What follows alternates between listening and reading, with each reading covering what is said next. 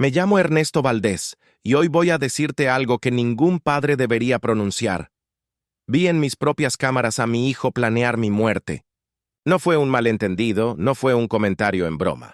Era un itinerario frío con hora, lugar y pretexto. En la pantalla del taller, Daniel y su esposa, Camila, señalaban el pasamanos del sótano y hablaban de un fallo eléctrico creíble, de un tropiezo, de una caída que explicara todo. Yo estaba a 2 metros del monitor cuando escuché esas palabras.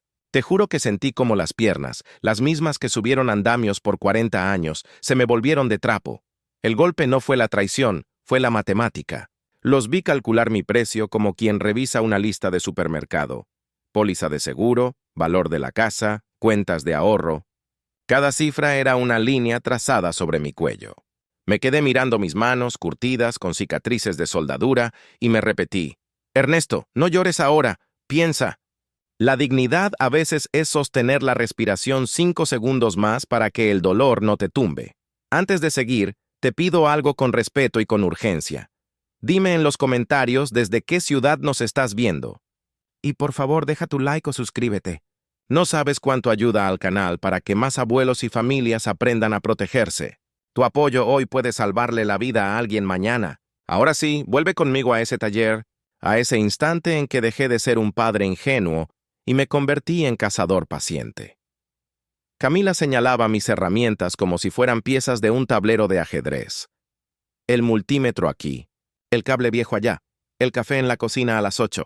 Daniel asentía con la cabeza, abatido, como quien firma un pagaré con la sangre de su propio padre. Yo había criado a ese niño solo, después de que la muerte se llevara a Marta. Le enseñé a distinguir el sonido de un corto y el de un viento fuerte.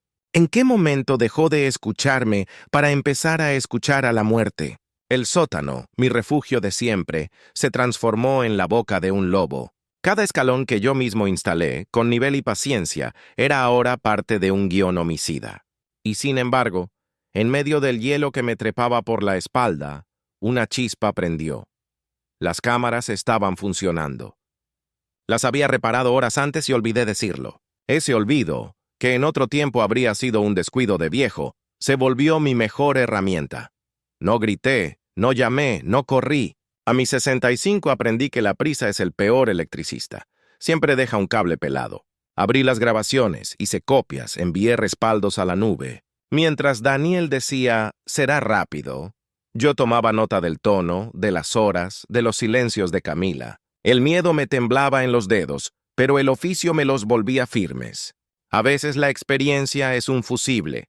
No evita la tormenta, pero impide que todo se queme. Quise pensar que mi hijo era rehén de una deuda, de una vergüenza, de una fiebre que nubla el juicio. Pero las imágenes no mienten. Lo escuché discutir si valía más un golpe en la nuca o un resbalón creíble. En ese momento no sentí rabia. Sentí un luto anticipado. Lloré sin lágrimas, como lloran los hombres que aprendieron a apretar los dientes para seguir trabajando. Y tras ese luto, llegó algo más viejo que yo: la voluntad de vivir. Bajé al sótano y toqué cada cosa como si la estuviera viendo por última vez. La mesa de banco, la lámpara articulada, el tablero donde Marta dejó una lista de compras que me negaba a borrar. No me van a enterrar en mi casa, me dije. Si alguien cae aquí, no seré yo. Y con esa frase como martillo, comencé a cavar mi trampa. Micrófonos ocultos, ángulos nuevos, alertas silenciosas. El cazador empezó a poner estacas alrededor del pozo. Quizá te preguntes por qué no los enfrenté ahí mismo. Porque el monstruo no era un mal día, era un método. Y a los métodos se les gana con procedimientos. Decidí respirar, documentar, blindarme. Decidí que cuando yo hablara, la verdad entraría por la puerta con botas y credenciales. Mi vida no iba a depender de un grito, sino de un expediente. Cuando apagué el monitor, ya no era el Ernesto que prepara café a las 6 y riega las plantas a las 7. Era un hombre marcado que, aún así, sonreía porque tenía la ventaja. Me había convertido en el próximo objetivo de un asesino en serie. Pero yo mismo cavé la trampa donde caerían. Si te ha estremecido este comienzo, déjame tu ciudad en los comentarios, tu like y tu suscripción. Quédate conmigo. Lo que sigue no solo es justicia. Es una lección para cualquiera que crea que la vejez es sinónimo de indefensión. Permíteme presentarme con calma, porque si solo escuchas la parte terrible de mi historia, quizá pienses que soy un anciano amargado. Me llamo Ernesto Valdés, tengo 65 años y durante 4 décadas trabajé como electricista. Con estas manos endurecidas por el calor de los cables y las chispas de los cortocircuitos, construí no solo una carrera, sino un hogar. La casa en la que hoy sigo viviendo no fue comprada en un plano ni encargada a un arquitecto. La levanté yo mismo, ladrillo por ladrillo, cable por cable. En 1995, mientras otros soñaban con hipotecas, yo soñaba con el olor del cemento fresco y con el orgullo de decir, esto lo hice yo. Sé que para muchos una casa es solo un lugar donde dormir, pero para mí cada rincón guarda una parte de mi vida. El taller en el sótano fue mi refugio después de largas jornadas. El comedor fue testigo de los cumpleaños de mi hijo Daniel, y la recámara principal aún conserva el eco de la risa de Marta, mi esposa. Ella partió hace ya 8 años, pero hay días en que siento que su presencia sigue en las paredes, en la cocina donde preparaba su famoso guiso de lentejas, o en el jardín que cuidaba con tanto amor. Esta casa es más que ladrillos. Es un álbum de recuerdos vivos. Cuando Marta murió pensé seriamente en venderla. Imaginé que cada mueble y cada pasillo se me vendría encima con recuerdos insoportables. Pero entonces miré a Daniel, mi hijo, que apenas se sostenía después de perder a su madre, y entendí que no podía hacerlo. Tenía que ser fuerte, tenía que darle un puerto seguro, aunque yo mismo sintiera que me hundía. Fue en ese momento cuando descubrí que esta casa no solo era un refugio para mí, sino también para él. Criar solo a un hijo nunca es tarea fácil, y mucho menos cuando uno trabaja con las manos y no con las letras. Yo me partí la espalda en obras, en reparaciones, en fábricas, todo para que a Daniel no le faltara un libro, una camisa limpia o un plato caliente. Muchas veces llegaba de madrugada con las botas manchadas de polvo, y aún así me sentaba con él a revisar sus tareas. El cansancio de mi cuerpo siempre valió menos que el futuro de mi hijo. Hoy, a mis 65, mis ojos ya no son los mismos. Necesito gafas para leer los números pequeños de los manuales y a veces para distinguir un color de cable. Pero, ¿sabes qué? Mis manos todavía responden con la memoria de los años. Un electricista de verdad nunca olvida cómo late la corriente en un cable, ni cómo se calma un sistema con un buen empalme. Esa destreza, esa confianza en mis dedos, es lo que me hace sentir que aún soy dueño de mi oficio, aunque los años se me noten en la espalda. Marta siempre decía que yo era un hombre terco, que aunque hubiera dinero para contratar a otros, yo prefería arreglarlo todo con mis propias manos. Y tenía razón. Para mí cada reparación no era un ahorro, era un acto de amor propio. No hay mayor satisfacción que escuchar el clic perfecto de un interruptor después de horas de paciencia. Por eso, cuando una tormenta dañó mi sistema de cámaras, me negué a dejarlo como estaba. Yo mismo lo iba a reparar como todo lo demás en esta vida. Mi casa, la que construí en 1995, ha sido testigo de mis triunfos y de mis pérdidas. Aquí lloré la muerte de mi esposa, aquí vi a mi hijo dar sus primeros pasos, aquí celebré con amigos el retiro de mi trabajo. Cada grieta en la pared tiene una historia. Cada puerta que rechina guarda una confidencia. ¿Cómo no iba a tener valor sentimental este lugar? No es solo mi casa. Es mi legado. Daniel, mi hijo, siempre supo que yo haría cualquier cosa por él. Le enseñé a sostener un destornillador, a cambiar un fusible, a diferenciar entre un cable vivo y uno muerto. Pensé que con esas lecciones también le estaba enseñando la diferencia entre lo correcto y lo indebido. Por eso el dolor de lo que vi en esas grabaciones fue tan brutal, porque no solo era mi sangre la que estaba planeando mi final, era el muchacho al que yo mismo guié desde niño. Quiero que pienses en esto mientras me escuchas. A veces creemos que las traiciones más duras vienen de extraños, de manos ajenas. Pero yo descubrí que la peor puñalada se siente más fría cuando viene de aquel a quien diste calor, de aquel por quien te desvelaste. Yo lo viví, y aún me estremece pensarlo. Y es aquí donde necesito que tú, que estás viendo este video, me digas en los comentarios desde qué ciudad me estás viendo. Quiero saber hasta dónde llegan mis palabras, porque tu compañía es la fuerza que me ayuda a seguir contando mi historia. Y ya que has llegado hasta aquí, te pido algo más. Deja tu like y suscríbete al canal. Puede sonar como una formalidad de YouTube, pero créeme, para alguien como yo, es una forma de sentir que no estoy hablando solo, que hay oídos atentos y corazones dispuestos a reflexionar. Cada clic tuyo es un recordatorio de que vale la pena compartir estas vivencias. Y créeme, lo que viene en esta historia no es fácil, pero necesito que me acompañes hasta el final. Porque cada detalle revela hasta qué punto la dignidad de un anciano puede convertirse en su mayor arma de supervivencia. Aquel jueves por la tarde, después de 2 semanas de tener las cámaras de seguridad como simples adornos, terminé por fin la reparación del sistema. Fueron 3 horas de recableado paciente, de pruebas con el multímetro, de ajustar cada conector hasta que la luz verde volvió a encenderse. Cuando vi los monitores iluminarse en el taller, sentí un orgullo difícil de describir. Era como si esas pantallas no solo me mostraran pasillos y puertas, sino que me recordaran que mis manos todavía servían, que mi experiencia no se había oxidado con los años. En cada lente funcionando había un pedazo de mi dignidad. Me quedé un rato probando los micrófonos, hablando en voz baja para escuchar el eco en cada rincón de la casa. Hasta el zumbido del refrigerador llegaba nítido, como un recordatorio de que por fin todo volvía a estar bajo control. «Bien hecho, Ernesto», me dije, y pasé la mano sobre la mesa de trabajo como si estuviera acariciando la frente de un hijo que había aprobado un examen. Lo que no sabía era que esa reparación, ese detalle aparentemente menor, se convertiría en el error más afortunado de mi vida. No tuve mucho tiempo para saborear el logro, porque pronto llegó la hora de la cena semanal. Eran las 5:30 y como cada jueves, Daniel y Camila aparecieron puntuales. Desde la ventana vi cómo se estacionaban frente a la casa. Ella bajó del coche riendo con esa carcajada que antes me contagiaba, pero que últimamente me sonaba más a ensayo que a espontaneidad. Daniel, en cambio, parecía distraído con la mirada perdida, como si estuviera en otro lugar. Los recibí con una sonrisa, aunque mi corazón no terminaba de relajarse. «¡Papá!», se dijo Daniel al entrar, abrazándome con fuerza, aunque su voz tenía un timbre raro, forzado. Yo lo noté, porque un padre reconoce de inmediato cuando algo en su hijo no encaja. Camila, elegante como siempre, me lanzó un comentario que me hizo arquear una ceja. «Ernesto, de verdad trabajas demasiado. Un hombre de tu edad no debería estar arreglando cosas».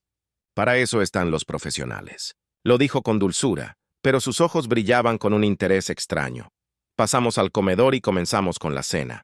Preparé carne asada, como siempre. Es mi ritual para mantener viva la tradición que Marta tanto disfrutaba.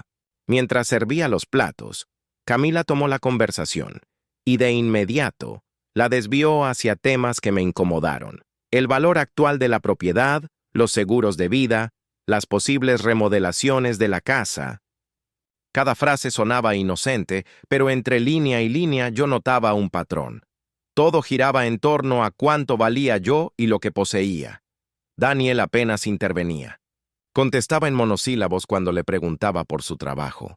Le pregunté si había tenido suerte en las entrevistas y apenas murmuró: «El mercado está difícil, papá». No podía sostenerme la mirada. Ese gesto, esa forma de esquivar mis ojos, era un puñal invisible que me clavaba en el pecho. Porque yo sabía que cuando un hijo no mira a su padre, algo se esconde detrás de esos silencios. Camila, en cambio, no paraba. Elogiaba lo generoso que era al darles una mensualidad de $700. Pero lo dijo como si fuera un deber mío y no una decisión de amor. Ese detalle me encendió una alarma interna. No era gratitud lo que escuchaba en su voz, era cálculo. Y mientras ella hablaba, mi mente no podía dejar de preguntarse: ¿por qué tanto interés repentino en mis bienes? ¿Por qué tanta insistencia en los seguros y la casa? La cena avanzaba con una tensión que solo yo parecía sentir. Cada carcajada de Camila me sonaba hueca, como una campana agrietada. Cada gesto de Daniel me recordaba a un niño atrapado en algo que no se atrevía a confesar. Y yo, en silencio, los observaba como quien revisa un tablero eléctrico sospechando que un cable está a punto de estallar. Sabía que algo no funcionaba bien, aunque todavía no podía imaginar la magnitud de la tormenta que se venía. Ese fue el momento en que la rutina se quebró. Lo que solía ser una cena familiar tranquila, con charlas sobre deportes o recuerdos de Marta, se transformó en un interrogatorio disfrazado de conversación. Mis paredes que antes rebosaban calidez me parecieron frías. Mi mesa, que siempre había sido un altar de unidad, se sentía como un escenario donde yo era el único que no conocía el guión. Fue ahí cuando empecé a entender que algo oscuro se movía detrás de las sonrisas. Amigo que me estás viendo, quiero detenerme un instante para pedirte algo. Escríbeme en los comentarios desde qué ciudad estás mirando esta historia. Quiero sentir que no estoy solo en este relato, que mi voz llega a lugares donde alguien puede aprender a abrir los ojos antes de que sea tarde. Y por favor déjame tu like y suscríbete al canal. Esos pequeños gestos son mi compañía en esta soledad. Créeme, lo que descubrí después de esa cena no solo cambió mi vida. Me mostró que el verdadero peligro muchas veces se sienta a tu mesa y sonríe contigo. Apenas habíamos terminado la cena cuando sonó el teléfono fijo, ese que casi nadie usa ya, pero que yo mantengo por costumbre. Contesté y escuché la voz nerviosa de doña Teresa Molina, mi vecina de al lado, una viuda que siempre me recuerda a Marta por su dulzura. Me decía, casi al borde del llanto, que una tubería se había roto en su sótano, y el agua le estaba llegando a las cajas de cartón donde guardaba las fotos de su esposo. «Ernesto, por favor, ayúdame, no sé a quién llamar», me suplicó. Y yo, que nunca pude darle la espalda a un vecino en apuros, colgué el teléfono y dije, «Tranquila, Teresa. En 10 minutos estoy ahí». Me puse la chaqueta de trabajo, aquella con manchas de grasa que mi hijo siempre decía que debería tirar, y me dirigí hacia la puerta. Mientras lo hacía, alcancé a notar que Daniel y Camila ya se levantaban de la mesa, como si estuvieran demasiado ansiosos por irse. «Lo siento, hijos, la vecina tiene una emergencia. Los acompaño a la puerta», les dije. Daniel murmuró, «No hay problema, papá, ya nos íbamos». Pero evitó mis ojos una vez más, y esa evasiva me quedó rondando la cabeza. El frío de octubre me golpeó al salir. Mientras caminaba hacia la casa de Teresa, no pude evitar pensar en la cena recién vivida. Camila insistiendo en los seguros, Daniel con la mirada baja, las risas huecas. Todo me olía raro. Pero mi mente se volcó en ayudar a mi vecina, porque en mi generación aprendimos que antes de dormir uno debe estar en paz sabiendo que hizo lo correcto por los demás. Lo que jamás imaginé es que esa llamada llegaría justo en el momento perfecto para interrumpirme antes de contarles a Daniel y Camila que las cámaras ya funcionaban. Yo pensaba decírselo después del postre, con orgullo, como un niño que muestra su tarea terminada. Pero el teléfono cambió el curso de la noche. Salí de casa sin mencionar nada. Ellos, por supuesto, se fueron convencidos de que el sistema seguía dañado, y ahí estuvo su error. En casa de Teresa trabajé casi 1 hora. Cambié un tubo corroído, ajusté unas juntas y logré salvarle la mayoría de sus cajas antes de que el agua lo arruinara todo. Mientras ella me ofrecía café en agradecimiento, yo sonreía y aceptaba. No sabía que, a esa misma hora, en la soledad de mi casa recién vacía, Daniel y Camila ya comenzaban a hablar de mí como si yo no existiera. Esa noche dormí inquieto. La tensión de la cena seguía atormentándome. La risa de Camila sonaba en mi cabeza como un eco metálico, y el silencio de Daniel me pesaba como plomo. Pero lo que más me desvelaba era la sensación de que había olvidado algo. ¿No iba a decirles que el sistema de cámaras ya estaba arreglado? ¿Por qué no lo mencioné? Ese olvido, pensé, era solo una tontería de viejo. Pero con el amanecer descubriría que era en realidad mi salvación. El viernes amaneció con una claridad extraña. Preparé café en mi taller y encendí los monitores, ansioso por comprobar que todo seguía funcionando. Y allí estaban. Cada habitación de mi casa en alta definición, cada micrófono captando hasta el más mínimo roce de las cortinas. Pasé de una cámara a otra con el corazón tranquilo, hasta que vi algo que me congeló la sangre.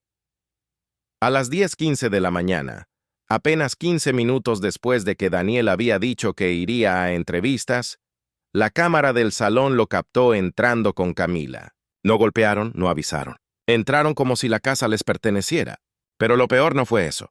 Lo peor fue ver cómo miraban a su alrededor, revisando cada rincón, convencidos de que nadie los estaba observando. Yo, desde el taller, los miraba sin parpadear. Entendí al instante. Ellos aún creían que las cámaras estaban muertas. No sabían que el viejo, el electricista retirado al que subestimaban, había dejado todo funcionando la noche anterior. La llamada de Teresa, aquella urgencia de vecina, me había hecho callar justo a tiempo. Un descuido mío se había convertido en la trampa perfecta. Y ahí, frente a los monitores, vi lo que ningún padre querría ver jamás. A mi hijo y a mi nuera planeando cómo acabar conmigo. Cada palabra de Camila era un cuchillo.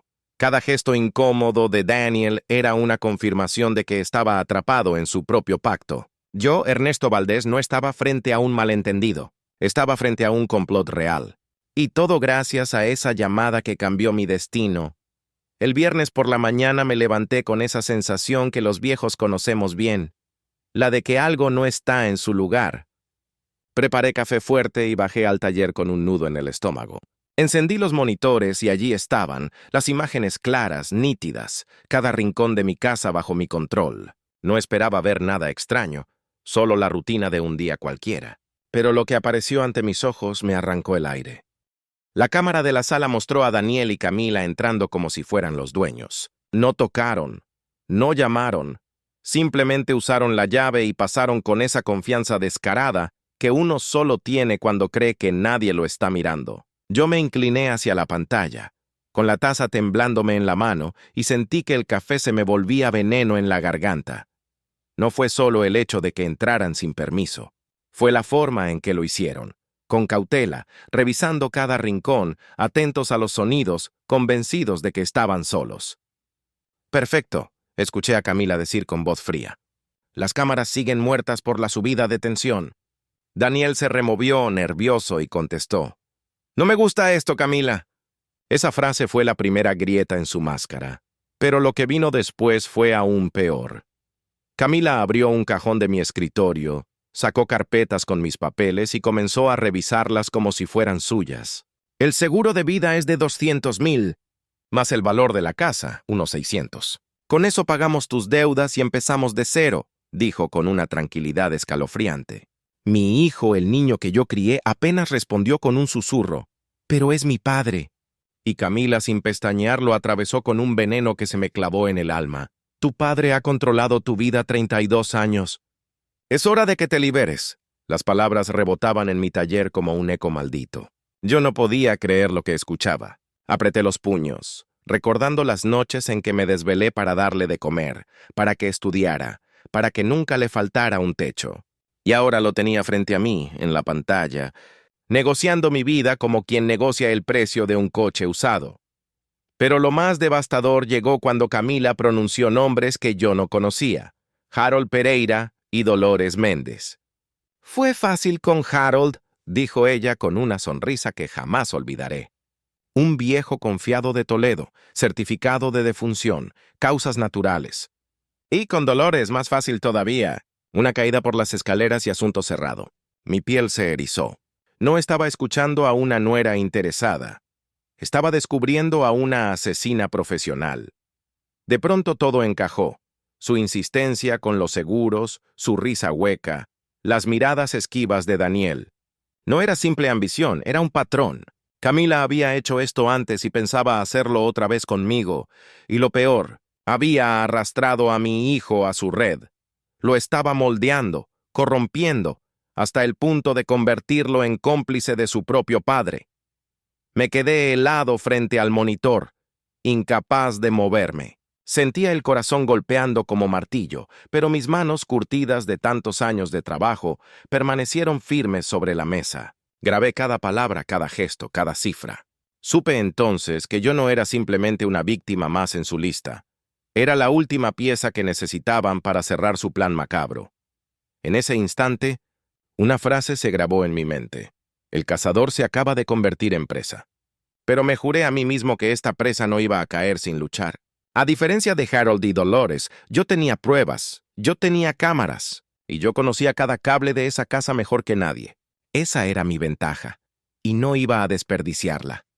Amigo, escucha bien lo que te digo ahora.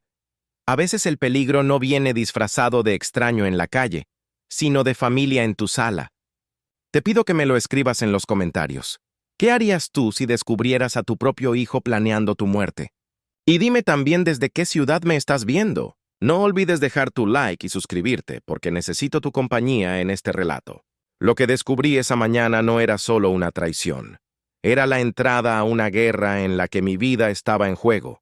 Cuando la verdad se volvió voz en mis altavoces, algo en mí se rompió y al mismo tiempo se tensó como un cable antes de saltar la chispa. Ver a Daniel acomodarse en la silla con la mirada baja y escucharle hablar como si leyera de una lista me partió el alma. Papá, lo siento. Nunca quise que llegara a esto, murmuró, y yo lo vi encorvarse como quien carga una culpa que pesa más que su propio cuerpo. No fue un arrepentimiento espontáneo. Fue la confesión de un hombre hecho pedazos por la deuda y por la manipulación. En sus ojos ya no vivía el niño que me pedía ayuda para la escuela, sino alguien que buscaba una salida tan desesperada que vendió la vida de su padre en cuotas. No sabes cuánto dolió escuchar aquellas excusas. Él hablaba de presiones, de amenazas, de deudas que no podía solventar, y yo, con el pecho apretado, repetía mentalmente las noches en vela que pasé para que no le faltara nada. Me pregunté en qué momento la deuda había podido más que la sangre. En qué instante el miedo a no poder pagar a gente cruel lo llevó a aceptar lo impensable. Esa idea, que mi hijo ponderara mi muerte como solución, me dejó frío y vacío, como si alguien hubiera vaciado mi casa de todo lo que yo amaba. Camila, en cambio, no tuvo ni rastro de dudas. Su voz era de cuchillo envuelto en seda. Hablaba de números, de calendarios, de hacerlo pasar por accidente, con una precisión que escalofriaba. La escuché describir la logística. A las 8 que yo bajé al taller. A las 10 que haya una descarga. A las 11 que la llamada al 911 llegue tarde. Todo calculado para evitar sospechas. Y Daniel, que al principio intentó frenar, terminó por asentir, como si la mujer que había traído a mi mesa le hubiera dejado claro que no había vuelta atrás. Esa sumisión me dolió más que cualquier palabra hiriente. En ese momento comprendí que no se trataba solo de un mal paso de mi hijo. Era la erosión lenta de su moral por la compañía equivocada. Había pensamientos que lo carcomían desde dentro, y Camila los había vestido de plan. Lo vi negociar el precio de mi vida en términos fríos. Con eso pagamos a los tipos y nos vamos. El mismo verbo que usaba cuando hablaba de vender un coche, de vender una casa, lo aplicaba ahora a mí. Sentí que me ofrecían en subasta por debajo del valor del amor que le di. Recordé todas las lecturas en voz alta que hice con él cuando era niño, las veces que le enseñé a atornillar con paciencia, a medir con calma, a no cortar a lo bruto. ¿Dónde quedó ese aprendiza? Me respondí que la vida a veces pervierte lo que más amas. La necesidad, la desesperación, los contactos equivocados pueden transformar a la sangre en un extraño. Y aún así, a pesar del dolor, no pude evitar que una llama amortiguada de cariño siguiera encendida por dentro. Por eso pensé que debía salvar al muchacho tanto como a mí mismo.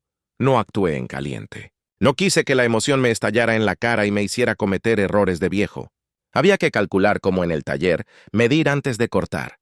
Por eso empecé a preparar el plan que me devolviera la dignidad y la vida. Grabé, hice copias, escondí respaldos en la nube y acudí a amigas y amigos de confianza para avisar que algo grave se estaba tramando. Si iba a desenmascararlos, quería que fuera con pruebas irrefutables que mostraran no solo la intención, sino la cruel sistematicidad con la que Camila actuaba. Mientras documentaba todo, cruzaron por mi cabeza recuerdos que me apuñalaban. La primera vez que di la mano a Daniel para enseñarle a atornillar. La primera bicicleta que le arreglé, las veces que le compré un uniforme para que no pasara frío. ¿Cómo había llegado ese niño a este punto? Me hice esa pregunta hasta quedar sin voz. Y allí, entre lágrimas silenciosas y manos que no dejaban de trabajar, entendí que mi batalla no era solo con la mujer que había traicionado, sino con el sistema de vicios que había entrado en la vida de mi hijo. Te confieso algo que me sorprendió. En medio de la rabia también encontré compasión. No por Camila, no por su frialdad, sino por Daniel. Vi al muchacho que había quedado herido por malas decisiones y por entornos malignos. Esa compasión me obligó a pensar en la justicia con posibilidad de reparación. Si él cooperaba y hablaba, habría atenuantes. Por eso, cuando llegó el día de actuar, preferí que la fuerza de la ley hiciera el trabajo que yo no podía. separar al joven del crimen y abrirle la oportunidad de arrepentimiento verdadero. No puedo evitar pedirte de nuevo. Amigo que estás mirando esto, escríbeme desde qué ciudad nos ves y por favor apoya con un like y suscríbete. Historias como la mía deben viajar porque quizá hay alguien ahora escuchando que todavía puede evitar un final así. Si un hijo puede perderse por deuda y malas compañías, otra persona en este mundo puede abrir los ojos a tiempo gracias a tu comentario. Tu reacción aquí no es solo vanidad, es una vocecita que salva. Al final, la traición del hijo quedó clara y con pruebas. La pregunta que me martillaba era otra.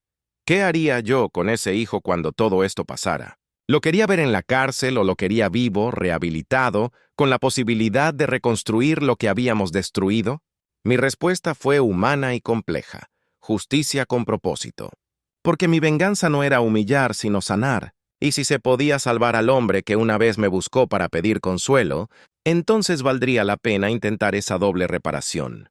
Que pagaran por el daño y que, si era posible, vuelvan a resarcir su alma. No me quedé paralizado frente a la traición.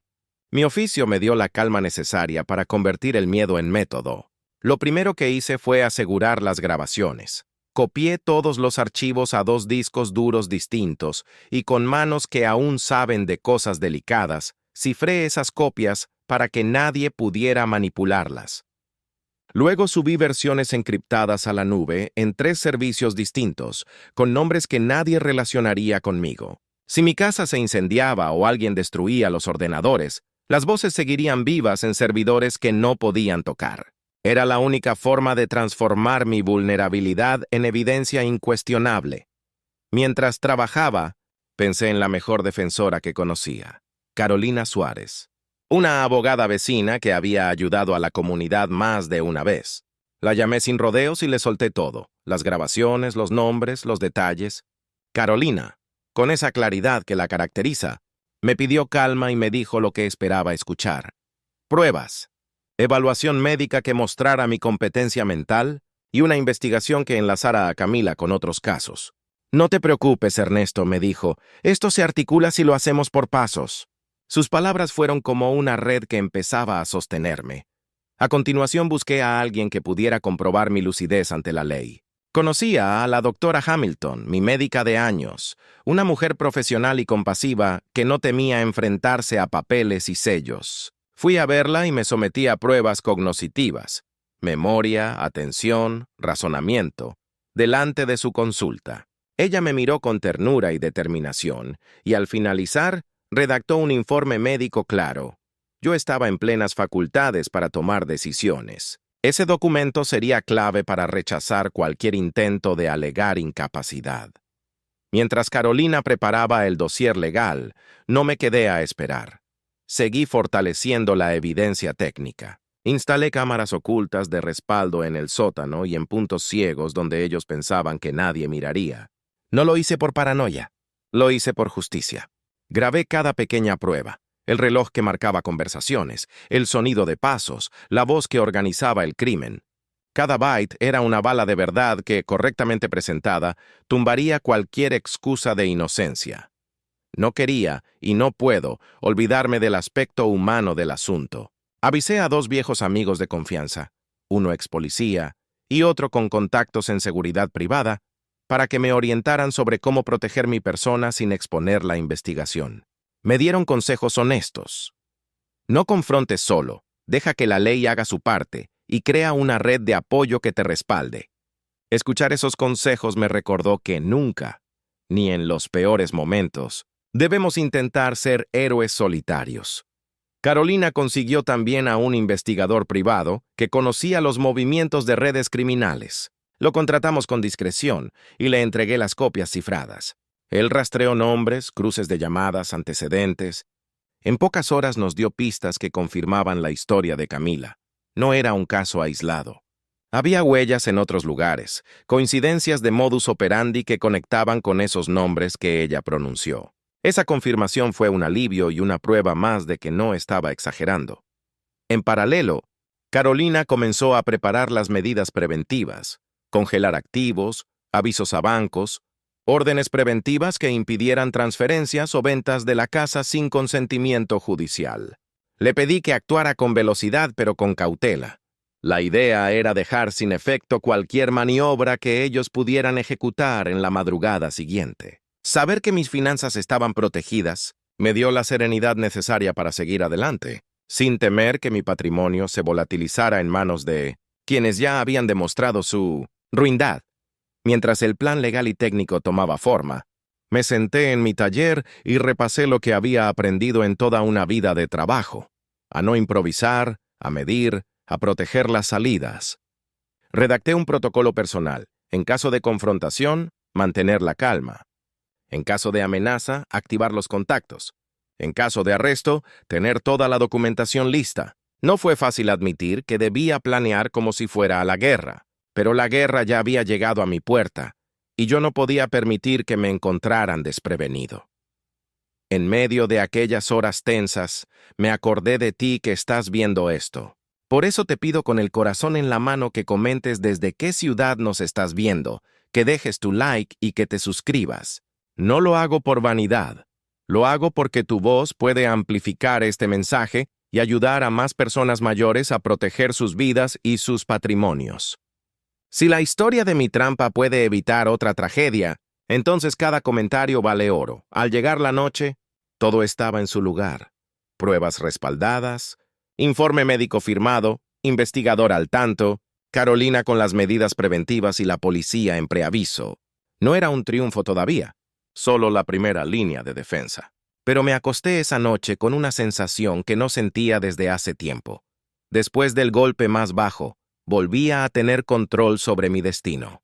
Sabía que lo que vendría sería duro, pero también sabía que ahora no solo luchaba por mi vida, sino por enviar un mensaje claro.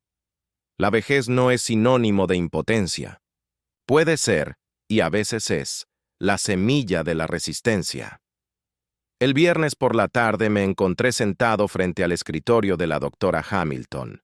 Con sus lentes en la punta de la nariz, me observaba con la seriedad de quien sabe que lo que está por firmar puede salvarte la vida. Tras varias pruebas de memoria, de lógica, de concentración, sonrió y dijo con voz firme: Ernesto, tus facultades están intactas, incluso mejores que las de muchos hombres 20 años más jóvenes. Al escuchar esas palabras, un peso se me desprendió del pecho. Ese documento que ella firmó y selló sería mi escudo frente a cualquier intento de Camila de declararme incapaz. Me entregó el papel y lo sostuve entre las manos como si fuera un trofeo. No era vanidad, era protección. Aquí está la prueba de que no estoy loco ni confundido, pensé, de que todo lo que he visto y escuchado es real y verificable. Cuando salí de la clínica, el aire frío de octubre me golpeó con un sabor distinto, el sabor de la claridad, de saber que la verdad ya no estaba solo en mis palabras, sino también en tinta y sello oficial. Con ese documento bajo el brazo, regresé a la oficina de Carolina. La encontré revisando su computadora, con cejas fruncidas y una intensidad que me recordó a los jueces que veía en los tribunales cuando acompañaba a Marta en su trabajo comunitario. Ernesto, siéntate, me dijo. Tengo algo grande que contarte. Respiré hondo y esperé. Su tono me puso en alerta. Carolina giró la pantalla hacia mí y allí estaba la verdad que me sacudió hasta los huesos. Camila Ríos no existía. Su verdadero nombre era Claudia Méndez, buscada en 2 estados por fraude, maltrato a ancianos y sospecha de homicidio. Había órdenes de arresto pendientes y una investigación abierta que nunca había logrado atraparla por falta de pruebas. Al ver su foto oficial junto a su nombre real, sentí como cada pieza del rompecabezas encajaba. La mujer que yo había recibido en mi mesa de comedor con cariño era en realidad una depredadora en fuga. Me llevé la mano al rostro y por un instante cerré los ojos. No era un error, no era paranoia. Yo había estado compartiendo mi pan con una criminal, con alguien que no solo quería mi dinero, sino que había perfeccionado un método para arrancárselo a otros como yo. Abrí los ojos y le pregunté a Carolina lo que me hervía en la garganta. ¿Cuántos más? Ella suspiró y respondió: Demasiados, Ernesto. Pero ahora tenemos pruebas y tu testimonio es la pieza clave. Carolina no perdió tiempo. Llamó directamente a un contacto suyo en la policía, el inspector Méndez, jefe de la unidad de delitos contra mayores. El hombre escuchó en silencio durante 15 minutos mientras ella relataba lo que yo había grabado. Luego pidió hablar conmigo. Su voz grave me atravesó el auricular. Don Ernesto, ha hecho usted lo que muchos no logran, adelantarse a su verdugo. Ahora le toca a la justicia hacer su parte. Me reuní con el inspector esa misma noche en una oficina discreta. Traía consigo un aire de experiencia curtida, bigote canoso, mirada dura y una carpeta repleta de informes. Me mostró fotografías de otros casos, de víctimas que no alcanzaron a defenderse. Al verlas, mi estómago se revolvió. Entendí que no era solo mi vida la que estaba en juego, sino la de un patrón que se repetía por todo el país. Claudia Méndez es más peligrosa de lo que imagina, pero esta vez tropezó con alguien que no se dejó engañar, me dijo. Allí, en esa oficina iluminada apenas por un fluorescente, delineamos el plan. El inspector Méndez fue claro. El operativo se haría el domingo por la mañana, exactamente a la hora en la que ellos planeaban asesinarme. Sería una trampa perfecta, cámaras grabando, policía en los alrededores, órdenes de arresto listas y yo jugando mi papel de anciano confiado. La ironía era brutal. Ellos pensaban enterrarme a esa hora, pero serían ellos quienes caerían en el hoyo. Esa noche regresé a casa con una mezcla de nervios y determinación. Caminé por cada habitación, acariciando las paredes como si estuviera despidiéndome, y al mismo tiempo agradeciéndoles la protección silenciosa de tantos años. Encendí una lámpara en el taller y repasé cada detalle del plan. Mi vida pendía de un hilo, pero era un hilo que yo mismo había reforzado con pruebas, con ley, con estrategia. Sentí que Marta, desde donde estuviera, me estaba diciendo, «Aguanta, Ernesto, que no te vas a ir así». Y antes de dormir, quise dirigirme a ti que me estás viendo. Hermano, hermana, dime desde qué ciudad me escuchas. Quiero saber hasta dónde llega esta voz de advertencia. Y no olvides dejar tu like y suscribirte, porque cada reacción tuya ayuda a que otros mayores entiendan que no estamos solos, que no somos débiles y que tenemos recursos para defendernos. Yo, Ernesto Valdés, había dejado de ser víctima y me estaba convirtiendo en el testigo clave que hundiría a una asesina en serie. Y te prometo que lo que viene en esta historia será aún más impactante. La noche antes del operativo me senté a preparar la mesa como si todo fuera un domingo cualquiera. La rutina es una armadura para el alma y yo necesitaba lucir tranquilo. Encendí la lámpara del comedor. Coloqué el plato de carne asada exactamente en el centro y puse la servilleta doblada como Marta me enseñó.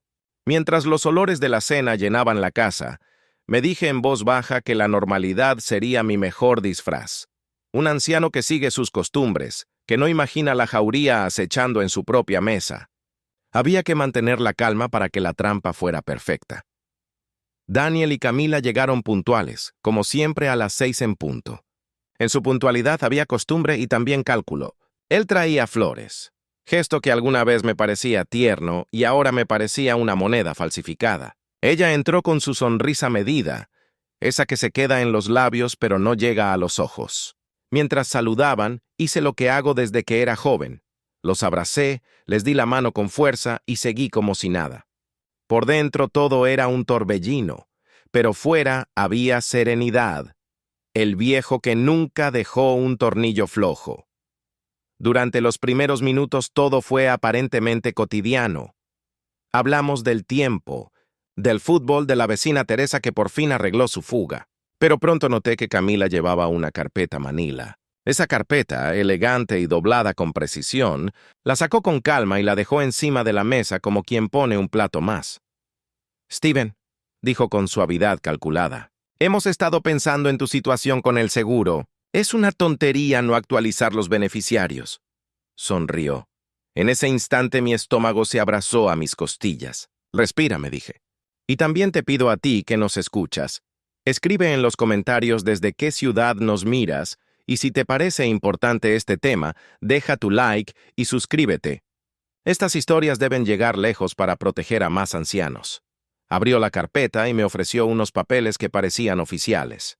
Yo los hojeé con la indiferencia programada, pero en el interior mi oficio me tenía alerta.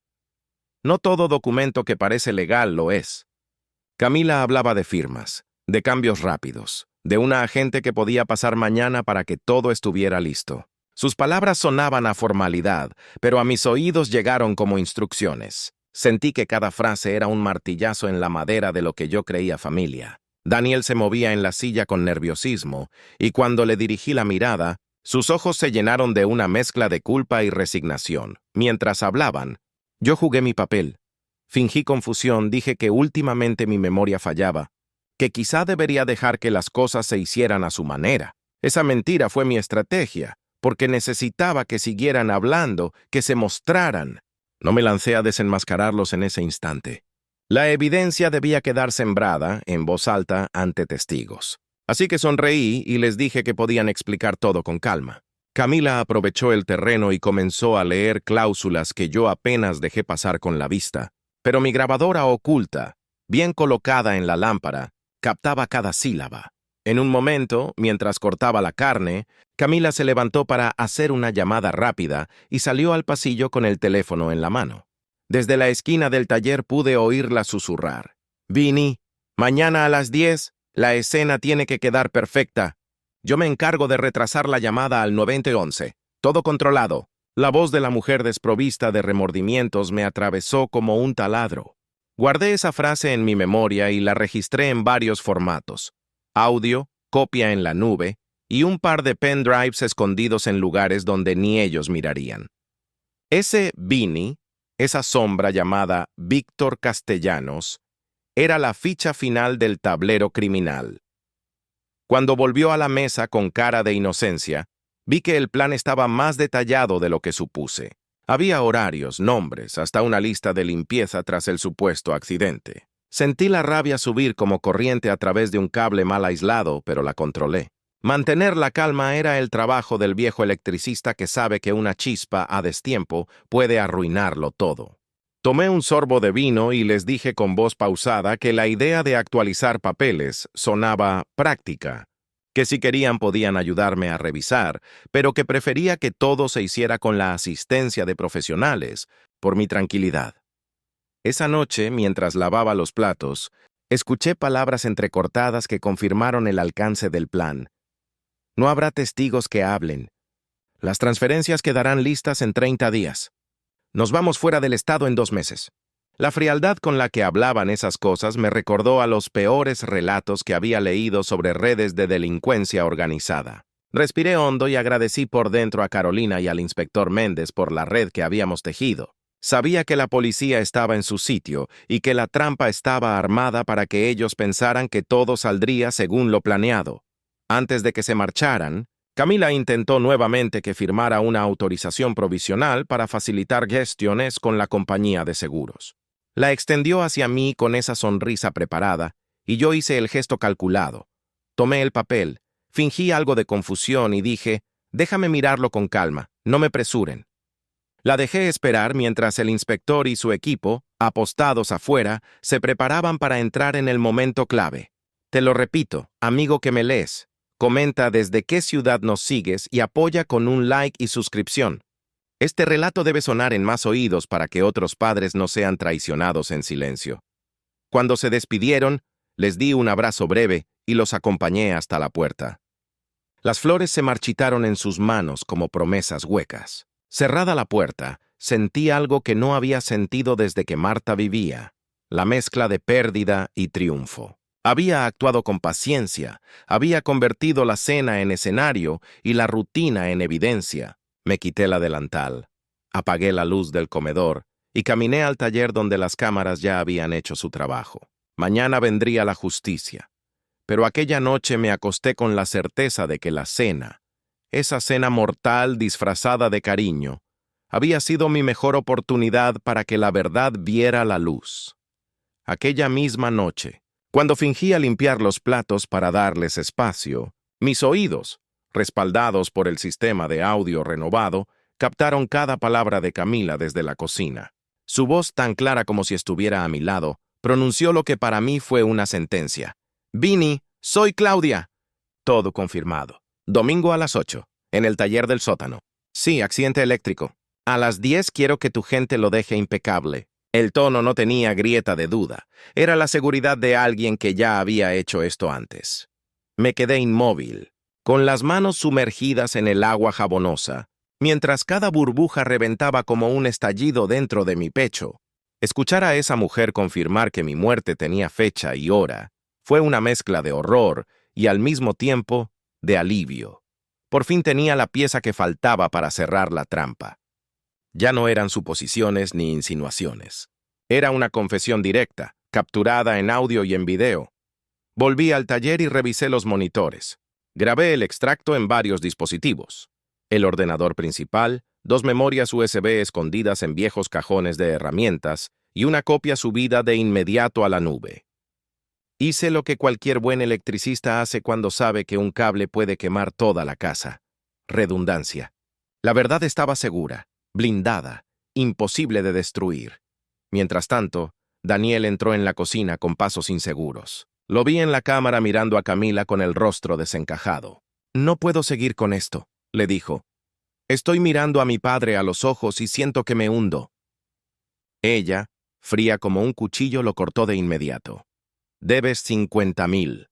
Si no lo haces, los que rompen huesos te buscarán a ti. No hay otra salida». Esa conversación fue otra joya en mi archivo de pruebas, pero a la vez un puñal en el alma. Camila se volvió a su libreta de notas, como si organizara una boda o una mudanza. Accidente eléctrico en el sótano. Escaleras viejas, caída creíble. Llamada al 911 retrasada. Seguro de vida de 200,000. Venta de la casa en 60 días. Florida para Navidad con nuevas identidades. Lo enumeraba con la serenidad de quien hace una lista de compras. Yo, Ernesto Valdés, escuchaba cómo planeaban convertir mi vida en un trámite administrativo. El nombre de Víctor Castellanos volvió a aparecer en la charla. «Él se encargará de todo», dijo Camila. «Documentos falsos, limpieza, testigos silenciados. Lleva 20 años en esto. Nunca lo han atrapado». En ese instante comprendí que no era una simple pareja ambiciosa. Estaba frente a una red criminal organizada. Y yo, por azar y por mis cámaras recién reparadas, me había convertido en el eslabón que podía derribarla. Respiré profundo y me obligué a mantener la calma. No debía precipitarme. Tenía que dejar que siguieran hablando, que siguieran entregando información. Cada palabra era un clavo más en su ataúd judicial. Por eso me mantuve en silencio con el corazón desbocado pero la mente fría. Sabía que la diferencia entre vivir o morir radicaba en mi capacidad de esperar el momento justo. Cuando por fin se marcharon esa noche, el silencio de la casa me resultó ensordecedor. Caminé por cada habitación, revisando las cámaras, asegurándome de que todo quedara grabado y respaldado. Era consciente de que en menos de 48 horas intentarían matarme en ese mismo lugar. Y sin embargo, también supe que era yo quien tenía la ventaja. El cazador aún no se había dado cuenta de que estaba caminando directo a mi trampa. Me serví un vaso de whisky, algo que rara vez hacía, y brindé en soledad frente a los monitores encendidos. «Marta», susurré mirando al techo. «Quizá no estés aquí para verlo, pero tu viejo Ernesto aprendió a convertir la desesperación en estrategia». Esa noche dormí poco, pero no con miedo. Dormí con la determinación de quien sabe que la justicia ya tiene todas las cartas en la mano. Y ahora, amigo que me escuchas, quiero pedirte algo. Déjame en los comentarios desde qué ciudad estás viendo esta historia. Eso me da fuerza para seguir compartiendo. Y no olvides darle like y suscribirte al canal, porque cada gesto tuyo ayuda a que más abuelos, más familias, sepan que no están solos. Yo había escuchado la confesión de mis verdugos. Lo que ellos no sabían era que esa confesión sería el inicio de su fin. La madrugada me encontró despierto, con las manos aún tibias por el trabajo de la noche anterior y la cabeza llena de números y voces. Preparé café fuerte en el taller, como un ritual que me ancla a la realidad. Cada sorbo era una cuenta que repasaba mentalmente. Pruebas, copias, contactos, el operativo. Afuera la calle estaba quieta. Y en el interior de la casa todo parecía el mismo escenario de siempre, pero yo sabía que esa calma era la antesala de una tormenta planificada por otros. Me coloqué la chaqueta que uso para salir de madrugada y verifiqué por enésima vez las alarmas y los respaldos en la nube. No quería sorpresas, no esta vez. El móvil vibró con un mensaje breve del inspector Méndez. «Todo listo. Equipo en posición. Mantente dentro y sigue el guión. Leí las palabras varias veces como si fuera una oración y sentí como se me aflojaba un músculo en el pecho. No estaba solo. La idea de que hombres y mujeres entrenados estuvieran preparados afuera me dio una especie de paz práctica. Era la confirmación de que mi plan no era una ilusión de viejo resentido, sino una estrategia compartida con quienes hacen cumplir la ley. A las 7 en punto me senté en la sala como cualquier domingo, con la tablet junto a mi sillón y las cámaras mostrando ángulos que yo ya conocía por memoria. Encendí la grabación en directo, respiré hondo y me dije en voz baja, si vienen que me vean como siempre, tranquilo y confiado. Había que hacer el papel de anciano indiferente para no alterar su comportamiento y que la trampa mantuviera la credibilidad. La paciencia, pensé, es la herramienta más útil que un artesano puede tener. Sentí la llave en la cerradura y mi cuerpo supo, sin pensar, cómo comportarse. Daniel entró primero con esa media sonrisa que antes me gustaba y que ahora me resultaba ajena. Llevaba las manos vacías, y su paso fue el de alguien que aún tiene esperanza de arrebatarnos la normalidad. Detrás, Camila cruzó el umbral con la elegancia de quien sabe que el mundo le debe algo. Traía un termo de café y una mirada que no se molestó en disimular del todo. Ellos creían que el plan les pertenecía. Ignoraban que la casa estaba llena de ojos que ya no podían ser engañados. Actuaron como siempre. Abrazo. ¿Cómo estás, papá? A comentarios triviales. Yo respondí con la voz templada, sonriendo con la boca y con la mente afilada como una lima. En el momento en que Camila sugirió que yo bajara al taller a revisar una chispa que suena rara, hice una pausa intencional y dije en voz alta, claro. Cariño, baja y revisa, pero primero voy a ponerme mis guantes. No me gusta andar a medias. Era importante que ellos oyeran seguridad en mí. Cada frase debía sonar creíble para que ellos siguieran el libreto y el equipo policial supiera cuándo intervenir. Mientras fingía torpeza para justificar mi descenso al sótano, el inspector Méndez y su equipo ya estaban en posición alrededor de la casa, listos para entrar en cuanto se confirmara la maniobra. Tenía puesta una pequeña luz roja en el reloj, señal convenida con la policía, y fue la chispa que marcó el momento. En el instante exacto en que escuché el ruido preparado por Vini para simular la descarga, el equipo táctico se movió con la precisión de relojeros. Puertas abiertas, placas, voz de mando clara. La ironía me recorrió la espalda como un hormigueo. Ellos habían planificado un crimen con relojes. Los míos marcaron la hora de su captura. Lo que vino después fue un cruce de tiempo que recordaré siempre. La confusión breve, la incredulidad en los ojos de Camila, la cara de Daniel transformándose de culpa a súplica en segundos. Gritaron, intentaron negar, pero la evidencia hablaba con mis propias cámaras y con el audio que Camila misma había dado. ¿Qué es esto?, chilló ella cuando el detective entró con voz firme y ordenó las manos en la espalda. La fuerza de la ley llenó la casa y la sala donde tantas cenas habíamos compartido se convirtió en escena de detención. Ver a mi hijo esposado me partió en dos por dentro. No fue la venganza lo que sentí, sino una mezcla de tristeza inmensa y alivio.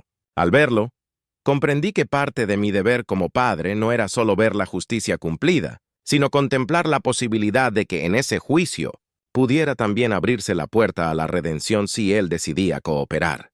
Las manos que habían atornillado mis puertas ahora sostenían placas y esposas. La vida daba vueltas extrañas, y yo me permití una lágrima que guardé como un tesoro amargo. Mientras la policía procedía, el inspector se acercó y me dijo en voz baja, «Hiciste lo correcto, don Ernesto. Has salvado no solo tu vida, has dado evidencia para desmontar una red». Esas palabras me llegaron como un trofeo que no esperaba. Sentí orgullo por haber usado la experiencia y el oficio para protegerme y para exponer la maldad. Y aún con el corazón pesado por lo que había pasado, supe que mis años y mis manos no habían sido en vano. Habían servido para algo mayor que mi propia supervivencia. Antes de que terminara todo, quiero que hagas algo por mí. Escribe en los comentarios desde qué ciudad nos estás viendo. Deja tu like y suscríbete si crees que historias como esta deben conocerse y compartirse para proteger a nuestros mayores. Esta mañana de emboscada fue la que nos permitió cambiar la historia. Ellos entraron pensando en un asesinato y salieron llevados por la ley. Yo, don Ernesto Valdés, seguí siendo el hombre de siempre, pero ahora con la certeza de que la vejez, cuando se acompaña de preparación y coraje, puede ser la semilla de la justicia. Cuando las patrullas se marcharon y el eco de las sirenas se fue perdiendo por la calle, me quedé solo en la sala de mi casa. Esa misma sala que horas antes había sido escenario de la traición más dolorosa de mi vida, ahora era testigo de mi supervivencia. El aire olía a pólvora y café frío, pero sobre todo a justicia. Respiré hondo, apoyé mis manos en el respaldo del sillón y comprendí que había pasado la noche más larga de mis 65 años. A los pocos días recibí la noticia formal: Claudia Méndez, la mujer que conocí como Camila, enfrentaba cargos por fraude, abuso a mayores y conspiración para cometer homicidio. Daniel, mi propio hijo, estaba bajo proceso por complicidad. Fue un golpe devastador ver su nombre en papeles judiciales, pero también supe que era el precio de la verdad. Yo no había traicionado a nadie. Fueron ellos quienes rompieron el vínculo sagrado de la sangre. No negaré que lloré. Lloré como pocas veces en mi vida, porque ninguna trampa, por más exitosa que sea, te prepara para la herida de descubrir que tu único hijo calculaba tu muerte como si fuera un negocio. Pero esas lágrimas no fueron de derrota. Fueron parte de un duelo necesario. Al secarlas, me prometí que mi historia no terminaría en la tristeza, sino en una enseñanza para otros. Con el tiempo, el caso se convirtió en noticia. Vecinos, conocidos y hasta desconocidos se acercaban para decirme: «Don Ernesto, su valor nos inspira». Y yo respondía con sencillez: «No es valentía, es supervivencia. Y todos podemos hacerlo si confiamos en nuestra experiencia y no dejamos que nos traten como objetos inútiles». La comunidad empezó a verme no como víctima, sino como un referente de resistencia. Transformé mi taller, ese mismo que pretendían usar como escenario de mi asesinato, en un espacio de aprendizaje. Allí instalé un pequeño pizarrón, sillas y herramientas básicas. Vecinos mayores venían a escuchar cómo instalar cámaras, cómo identificar contratos fraudulentos, cómo proteger sus bienes. Convertí el dolor en propósito, porque entendí que mi lucha individual podía salvar muchas vidas. Un día, la señora Teresa, mi vecina de al lado, se me acercó con lágrimas en los ojos y me dijo: «Gracias a usted no firmé un contrato que me habría dejado sin casa».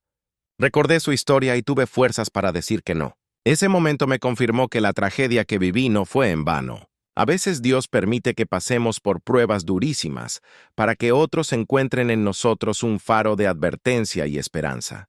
Pienso mucho en Marta, mi esposa. Imagino que estaría orgullosa de saber que la casa que levantamos juntos no solo resistió el intento de ser vendida por traidores, sino que se convirtió en un bastión de enseñanza.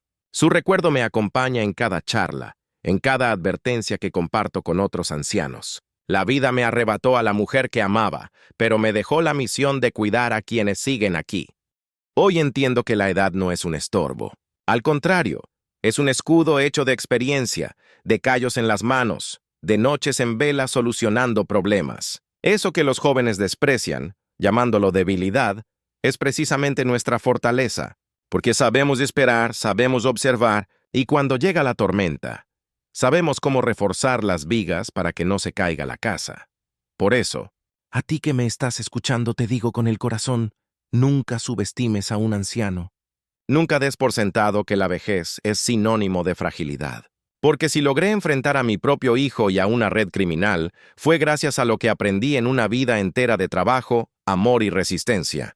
Y quiero que te quedes con esta idea: la dignidad no se mendiga, se defiende. Ahora te toca a ti participar en esta historia.